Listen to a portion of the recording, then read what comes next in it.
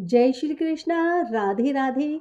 आप सभी का बहुत बहुत स्वागत है आपके अपने चैनल भक्ति सागर में। हम शिव पुराण पहला अध्याय, दूसरा अध्याय और तीसरे अध्याय का श्रवण कर चुके हैं। आज हम शिव पुराण चौथा अध्याय श्री रुद्र संहिता से पंचम खंड का श्रवण करेंगे। विषय नास्तिक शास्त्र का प्रादुर्भाव। ब्रह्मा जी नारद से बोले, तब भगवान श्री हरि विष्णु ने अपनी आत्मा के तेज से अत्यंत तेजस्वी एक मायावी पुरुष प्रकट किया। उसका सिर मुंडा हुआ था। उसने अत्यंत गंदे वस्त्र पहने हुए थे। उसके एक हाथ में लकड़ी का एक कटोरा तथा दूसरे हाथ में झाड़ू थी। उसने अपने मुख पर वस्त्र लपेट रखा था। व्याकुल वाणी में उसने श्री हरि को प्रणाम किया और पूछा, हे प्रभु, मेरी उत्पत्ति का क्या प्रयोजन है? भगवान मैं कौन हूँ? तब श्री हरि विष्णु ने उत्तर दिया, हे वत्स, तुम मेरे शरीर से ही उत्पन्न हुए हो, इसलिए तुम अरिही नाम से जाने जाओगे। तुम्हें मैंने एक विशेष कार्य के लिए उत्पन्न किया है। तुम बड़े मायावी हो।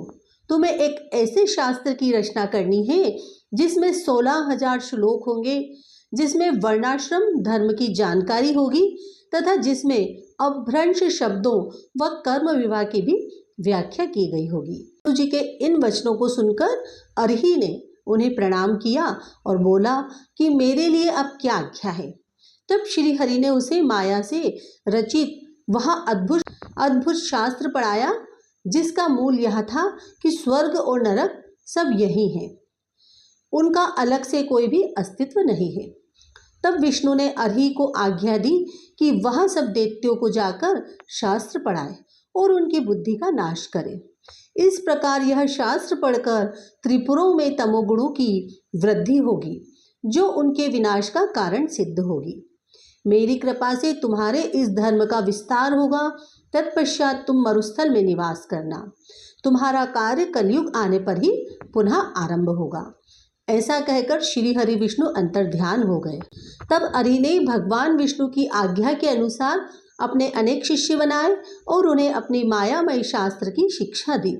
विशेष रूप से उनके 4 शिष्य बने, जिनको उन्होंने कृषि, पत्ती, कीर्य और उपाध्याय नाम प्रदान किया।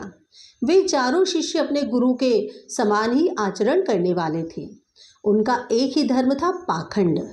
वे नाक पर कपड़ा लपेटे गंदे वस्त्र धारण करके इधर उधर घूमते रहते थे।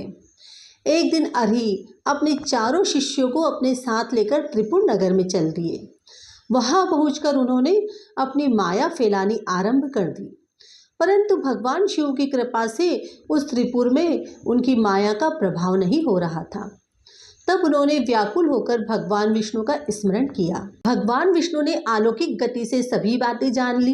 भगवान शिव का ध्यान करते हुए विष्णु जी ने, हे नारद, तब तुम्हारा स्मरण किया। अपने स्वामी के स्मरण करते ही तुम तत्काल उनकी सेवा में उपस्थित हो गए। उन्हें प्रणाम करके तुमने याद करने का कारण पूछा। तत्पश्चात तुम मरुस्थल में निवास करना। तुम्हारा कार्य कलयुग आने पर ही पुनः आरंभ होगा। तब श्री हरि ने तुम्हें आज्ञा दी कि तुम अरही और उसके शिष्यों को साथ लेकर त्रिपुर नगरी में प्रवेश करो और वहां के निवासियों को मोहित करके उन्हें माया से ओतप्रोत उस शास्त्र की शिक्षा प्रदान करो। अपने आराध्य भगवान श्री हरि की आज्ञा शिरोधार्य कर तुम उन पाखंडी ब्राह्मणों को साथ लेकर त्रिपुर नगरी की ओर चल दिए। वहां जाकर तुम ताराक्ष, कमलाक्ष और विद्युन्माली नामक त्रिपुर स्वामियों से मिले तथा उनसे उस मायामय शास्त्र की प्रशंसा करने लगे। तुमने उन्हें बताया कि तुम इसी शास्त्र से शिक्षा ग्रहण करते हो।